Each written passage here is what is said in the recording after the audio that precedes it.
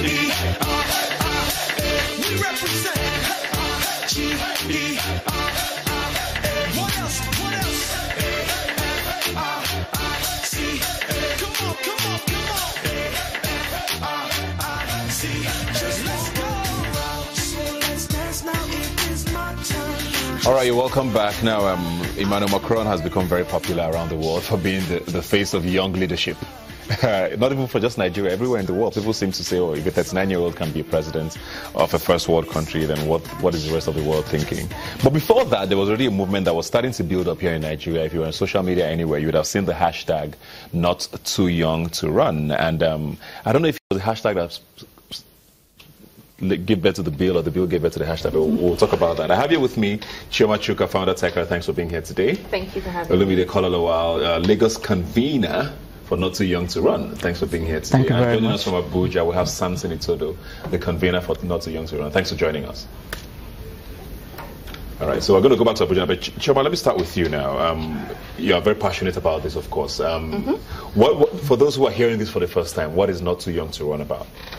The bill seeks to amend parts of the Constitution to reduce or remove the age of candidacy. It's predicated on one simple thing.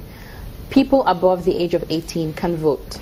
People above the age of 18 should be voted for, very simply. And so it just seeks to amend, the parts of the Constitution that deal with the age of candidacy. That's really what it's about. It also focuses on independent candidacy, and there's a bit about election spend reform. But yeah, those are the three major principles of the bill. So what are the ages now, for those who don't know, for people running for office? Okay, yeah, as you rightly said, we're looking at sections 65, 106, 131, and 177 of the 1999 Constitution as amended. So we're looking at the possibility of reducing the age. For instance, the president, for you to be a president in Nigeria, you have to be a minimum of 40 years. We're saying, can it be 30? We're also saying for Senate or governor, you have to be 35 as it stands at the moment. Want it reduced to 30 for House of Representatives. Currently, its minimum is 30. Want it reduced to 25. The same thing for House of Assembly, 25 also. So that's state houses of assembly. Okay. So you're not looking for any 19-year-olds to run for office yet? No. That's what why is that? Well, to be honest, I believe that politics is a journey, and this is a journey. We have places across the world where people who are 18 stand or vie for offices and get into those offices. But we believe that this is a first step. We want to lay the foundation for the next generation to come through and say, you know what, we don't want any limits at all. We don't want any age barriers at all. But this is the first step. And when you're dealing with Nigeria, you have to take it in little bits, little doses. Yeah. So let me go to Samson now in Abuja. And I talked earlier about the bill with the National Assembly. And what's the relationship with your movement and the National Assembly like? And how is that relationship working?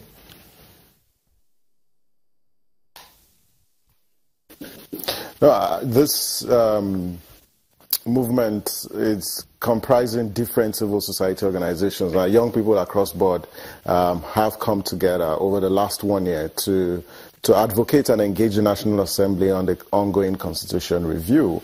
And the relationship between the movement and the National Assembly has been cordial, it's been professional, and it's been a very, very fantastic relationship. And I would say that for the first time since the Constitutional Review advocacy ensued, I was part of this process in 2009.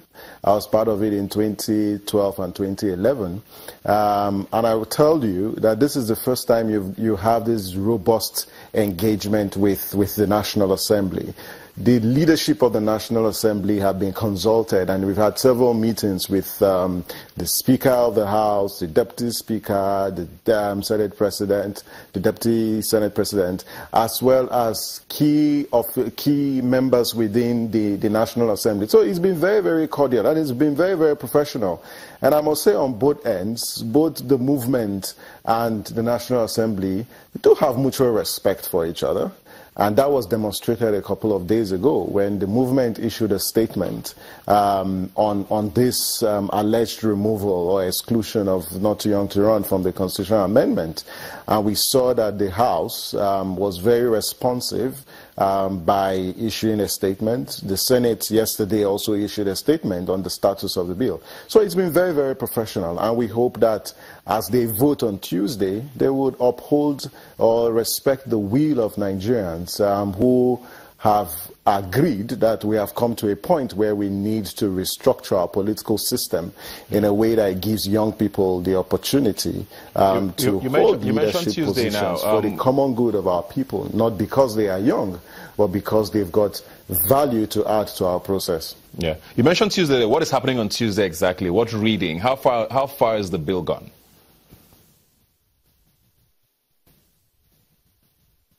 Well, so far so good. Both committees have laid their report at the floor. And so what's going to be happening next week is the National Assembly, both chambers independently, will vote on, where they do the clause-by-clause voting. And for each amendment to pass, you must have 72 senators voting yes for a particular amendment, or else it fails. Or in the House, you must have 240 members who vote yes, because it's a constitutional requirement. So they are going to be voting. But citizens are also going to be part of this process, and they are going to be marching to the National Assembly on Tuesday from the Unity Fountain, and they'll be engaging the National Assembly members.